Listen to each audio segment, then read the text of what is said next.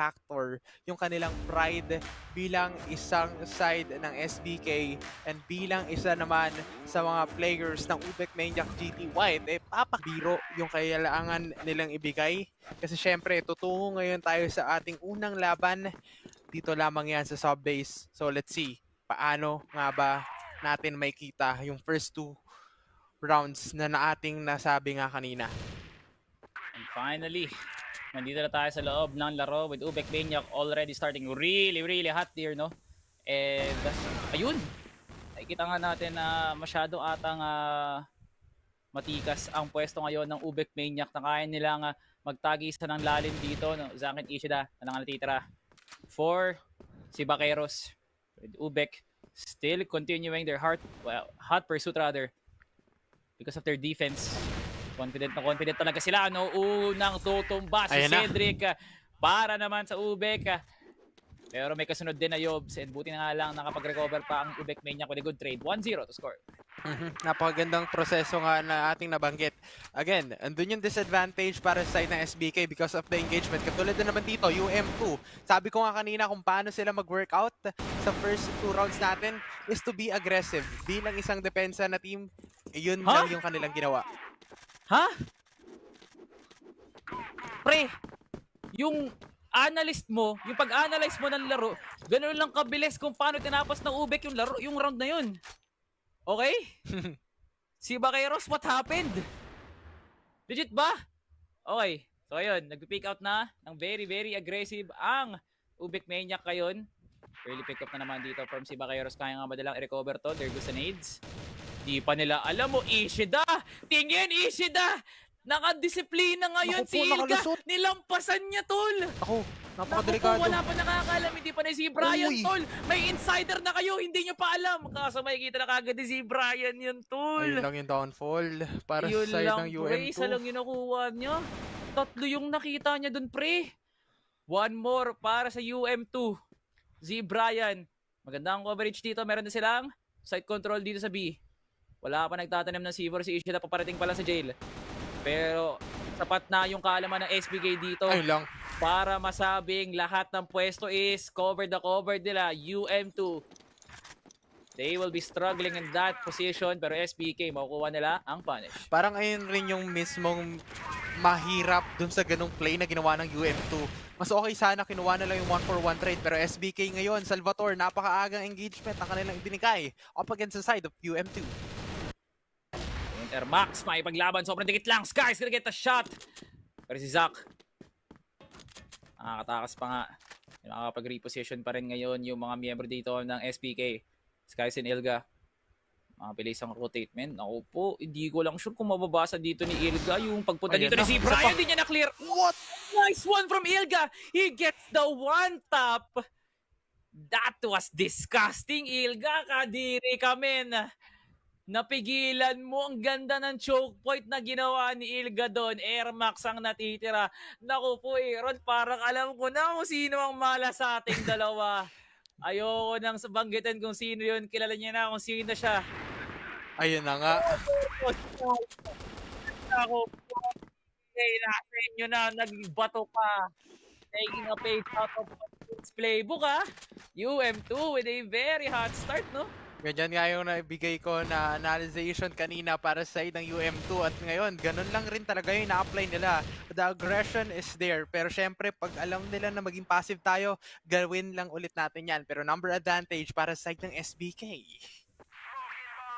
Yo, Air Max, nag-iinit na dito. Wala nang dalawang sniper. Kung sino pa talaga yung sniper, yung pa yung napunter, kung sino pa yung malayong lumalaban, doon pa talaga nadali ang UM2. Lockers kagad ang access topside na ngayon ang mga miyembro dito ng si Vaqueros. Airmax nakita na nga ang liwanag sa dulo ng kuweba dito. Yobs lang ang natitira dito for the side of UM2. Hindi man lang nakapagdepensa ang UM2 sa sarili nilang site. Lahat sila nadali mula Woods hanggang machine room, hanggang control room. SBK with a return attack. Good turnaround para dito sa side ng SBK Esports. Pero until then, andun pa rin si Zach. Pero napakalalim agad ni Yobs with a good engagement. 2-4 to lang. Pero again, Salvatore, ibang klase talaga yung ginagawa ngayon ng UM2. With all of the possession na kaya nilang kontrolin, SBK ngayon, mukhang napakahirap nito para sa kanila. And now, Imnida, nandoon lang. Top side, nandito lang sa mid. Okay lang ang coverage ngayon. Napakalalim nga ng UMT. Choke point angle na naman sila, pre. Kaso ang problema nga lang, wala namang nasa site kasi nga nasa lunggaan ng UM2 yung C4. So kailangan si Imnida pati si Airmax yung lalapit dito. Enma! Hindi niya na kailangan magtawag ng kakampi doon. Si Cedric nandun na rin para matulungan si Enma makukuha yung sarili niyang headshot. Imnida's gonna get cleared out. UM2. 2-point lead para sa kanila. Malinis na ginawa na yon para sa kanilang team. Pero Zach with a good kill na naman. Patuloy pa rin ang pag-arangkada at pagkuha ng mga first initiate kills on the side of UM2. Pero SBK, mukhang delikado na naman sila dahil UM2 again. And again, Enma, good potential pick-offs na pwede niyang i-provide. Especially Ilga. Pero Ermac ngayon, tignan natin Salvatore kung paano didiskarte. Ayun na. Uy. Discarding nga ba? O talino. My God, diniskartehan lang yun na UM2 eh. Parang wala akong nakikitang bit of talino dun eh. Kasi from a discarte standpoint, pre, yung atake nila dun, sa sobrang passive, hinayaan nila yung SBK yung pumasok. Tapos, ang ginawa naman ng UM2, hindi sila sa site nag-hold. So yung discarte nila is, okay, SBK, hindi to aatake ng site. Nabasa nila agad yun. Nakakapagtatalag eh. Ayan na naman si Ilga. Men, dadali na naman si Enma din. Pati si Cedric. Uy, grabe pre. Talagang invited kayo lahat sa party pre ha. Lahat ng may 1 kill. Taas kamay. UM2. Lahat sila men magtataas ng kamay. Yob's gonna get the final kill. And now UM2 with a 2-6 men. Ang bilis ng mga pangyayari dito. Ang bilis lang. Kumbaga yung paghihintay natin, napakatagal. Pero yung action na gusto nilang i-provide sa atin, ganun kabilis. 6-2 agad yung ating score. Last round for this time. Para dito sa side ng UM2. At ngayon, 2 kills agad yun nawala. Oh my God, pre. Ayoko na mag-predict. Apakasakit eh. Ayaw ko na. Bakit na lang ganyan? Ayan pa. O yan, Airmax oh. Ayan nice na. one, Airmax. He's gonna get the double. He's gonna get the triple. And there goes Imnida. Man, grabe naman yung Airmax, no? Parang titingin lang siya kaliwat kanan, tapos meron na siyang makikita. What a round closer here by SBK. Ngayon, UM2 naman ang atake. Dedepensa naman ng SBK. Pero kung sa nakita mo kanina, no? Ang ganda ng visual comparison ng SBK and UM2 na uy, may depensa ang SBK pero may atake ang UM2. Baka dito na gumana yun. Posible na pwede natin makita sila. Pero Ishida ngayon yung nagbabantay lang. And dun naman sa may control room, makikita mo yung isa. Pero Zach onto the control room, kakayanin niya kaya yung gantong sitwasyon na pwede agad siya makita. Katulad dyan, Ilga with a one-tap, one-shot lang sa ulo. Talagang, ayun lang talaga yung gusto niyang bigay na message sa mga players ng SBK na headshot lang ang katapat sa inyo. And yun yung naging sagot nila for this first round ng ating second half. Man, parang naging vanishing drive dun yung UM2 Ang bilis tumakbo eh. Nagawa nila nga agad kumuha ng site eh. Tapos the fact that SBK, hindi kagad sila naka-recover, nakakuha naman sila ng kills, pero lamang pa rin sa trade yung UM2 dun eh. Like legit talagang nag-vanishing drive yung UM2 dun. And Zach, hanapin na nga dito si Enma. And hindi pa rin tapos ang boxing dito sa may track, tsaka dito sa stairs. And, oh my God. Uy, Zay Brian. Na timingan. Uy, madadali! Basta salisihan siya dito ni Yobs. Kasi may bandang likod na kasya. Natatalingan na naman siya, pre. Ang lungkot naman. Aero, napakasakit, Kuya Eddie. Ayan na. Ito pa, slow and steady. Dahan-dahan gagapangin. Dahan-dahan lang. Ayan na. Ayan na. Ayan na po. Uy, alam ni Airmax na may dumadaga sa kanya, pre. Si Zach makakuha rin ng isa. Yobs. Bantay ang pwesto dito sa Bay Woods. Kung sakali mag-overextend dito si Airmax Cedric. Nasa top side na ng site. And easy na nandun lang din. Imnida. Ang ganda na pwesto dito ng si Baqueros men. Isa-isang tumutumba ngayon ng UM2 Imnida.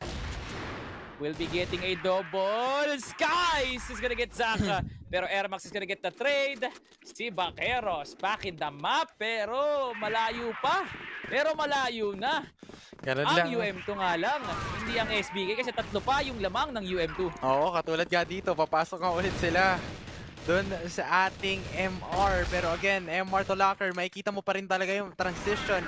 Ishida once again and Skies nagkakakitaan, nagkakabigayan, pero hindi ata ganun kabilis lang yung naging sakuna para sa side ng UM2. Parang dinaanan lang ni Flash eh. Talaga na flash out lahat ng mga players ng UM2.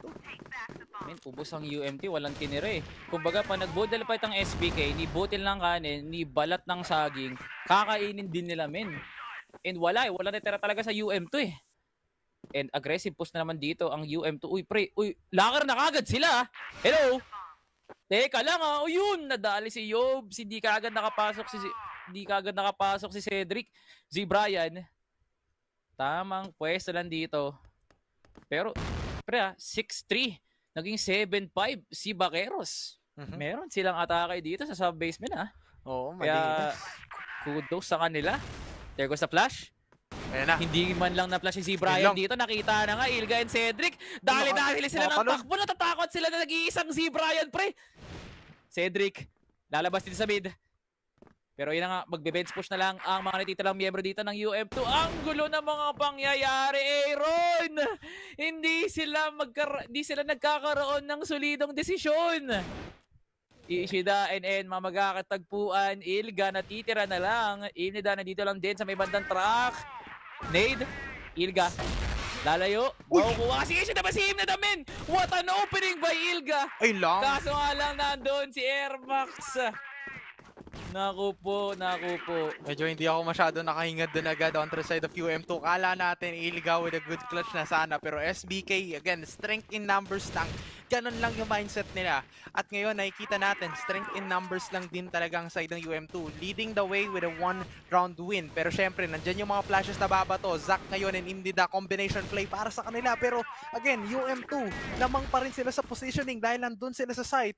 Pero isa na lang yung natitira. Cedric, paano niya kaya gagawan to ng magandang lusot dun sa 4 na members na natitira pa sa SBK? Ayun lang. And SBK, after being down as huge as 4-3 rounds, men, SBK, nag-mountain hiking na sila, pre. Ayan oh, grabe nga naman yung inangat nila para maging level na ulit nila ang Ubek Maniac GT. And SBK, spamming now dito sa woods. Naku po, isa-isa na tumutong ba ang UM2. Zac, tumatakbo na. Going in for the nade. SBK still continuing their push. And parang nag-step back na nga sila ng unti-untian. Hinahayaan nila ang UM2 ang pumasok dito. Yung C4 nasa pwesto at teritoryo ng SBK. Ang kaya nalang gawin ng UM2, panoorin na umiilaw at kumikislap yung C4. Kasi wala sa braso nila, men. SBK, finally, their first ever lead. Na ito pa nga yung sitwasyon, pre, 8-7 foundation round pa talaga ng SBK. Napanood ko na to eh. Parang napanood ko na to nung last series eh. Parang nangyari na to sa Vanguard tsaka Exolo Q na ganito yung score. Pero SBK ngayon, parang sila yung nagiging Exolo Q. At UM2, parang sila naman yung nagiging Vanguard sa ganitong sitwasyon ng ating score. Eh parang nag-iiba ngayon yung momentum and yung pacing ng laro. So UM2, they need to strategize. Huwag sila masyadong magkaroon ng solo pick-off. Nakatulad din naman dito, nag-overcommit si Skies at yun, Zac.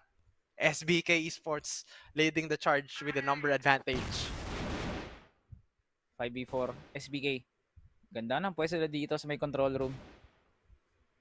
Kaso nga ba mabasa ang manali dito si Cedric. Na possible na mag-lurk dito sa labas ng jail lang. Uy, may shot dito by Zac. Open pa rin ang woods. Pwede pa rin tumapush ni Ilga. Naku po, Luminya. Kala mo nagpapagupit lang and Cedric. May kita dito si Zac. Pero ngayon, 4v3. And halos pinatulak na ng UM2 yung opposition dito. Naka-entry na nga, ubos ngayon ang depensa ng SBK. Magiging 1v3 na nga lang kaso 3 ang duguan. Kailangan ma-timing to ni Imnida. There goes the full flashes here by UM2 dito lang sa may labas ng jail. Pero healthy na healthy si Imnida. 34 on the clock. SBK, itutulak na nga to. There goes the one. And hindi din double pick to ng UM2. Naku po, Yobs! Nahiwalay niya pa nga, Naku po, pero katigan Cedric pa. will still get the kill! Wow! On 1 HP! Ibang klase, Cedric with a good initiate fight na okay, tiwala lang kay Cedric leading the charge dun sa 1 HP push na yun, pero andun pa rin naman yung SBK. Talagang arangkada pa rin ang gagawin nila. Hold W lang, pero dun sa may gitna, Imnida ngayon sumasabak na sa gera. At ayun ang nangyari sa side ng UM2. Nabura agad sila ng mabilis. My God, man. Ito ata yung pinakamabilis na pacing na nakita ko. So far, men. Talagang binabato lang ng SBK pati UM2 yung bala, pati yung util na hindi ko man lang nako-comprehend kung gumagamit pa ba talaga sila ng isip o inuuga-buga talaga nila yung pagbabato na dito ng mga balik. Kaya nakakapagtaka kasi ang bilis matapos ng mga round eh. Wala pa akong nakikitang sobrang passive no? And for SBK as a defending team, as a global risk, you are tasked to defend. And the fact na nakikita mong si Imnida pati si Zac talagang pumipik aggressively, nakakatakot talaga, men. And yung pwesto ngayon ng UM2 dito, machine room lang, and Skies. Uunahan kaagad si Zac. Air Max. Mahanapan ng pwesto dito. Ishida with a 2v1. Naku, matatimingan ata siya dito, no? Possible na pwede siyang mapuntahan ng mga nandito sa machine room. Pero sabay labas lang sila. And then, bamba out na nga. There goes the smoke. Mas smokean dito. Yung control room, men, napakagulo ng pacing talaga. Ishida. So, for 1-for-1. Pinapasok na nga ng UM2 dito, potentially yung jail. Pero maganda yung crossfire ng SBK. Ito na. Dahan-dahan, muling gagapang, muling aasa itong dalawang team na to. Pero SBK Esports, lamang na lamang ngayon sila dahil kailangan lang nilang hintayin yung mga members ng UM2 na papasok. Mukhang dalawa ang magiging biktima dito. Air Max, gagawa nga ba ng magandang himala? Kasi nagtatago lang naman dyan sa may box na yan. At napakahirap to pag nakita at hindi siya agad tinignan. At katulad niyan, Air Max creating a space and charge. Pero Ilga with a good trade ngayon, Salvatore. Set of kills here. Pero lamang pa rin sa tao ngayon ang UM2. Tumutumba na ang SBK. Kaso nga magiging 1v1. SBK will not be getting into overtime.